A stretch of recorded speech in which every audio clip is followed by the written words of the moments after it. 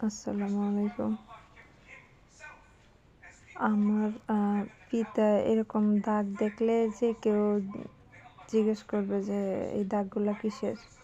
এগুলা মূলত গিরার হিসাব। যে আমরা যে কাপড় কিনি সেই কাপড়ের গিরা, 16 গিরায় 1 গজ। ওই গিরা মাপে রাখার জন্য এই নির্দিষ্ট একটা রাখা লাগে, দাগ রাখা লাগে।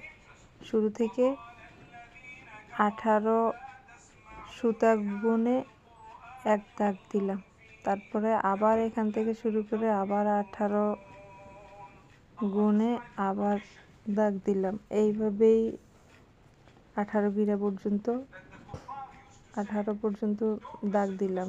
দিয়া 16তে আধা গজ, আর 18তে আধা গজ, আর 18তে 36-এ 1 গজ।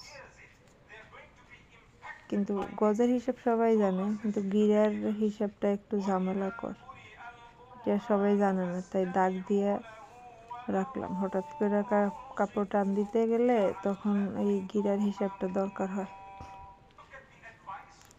আপনাদের সাথে শেয়ার করলাম। ধন্যবাদ।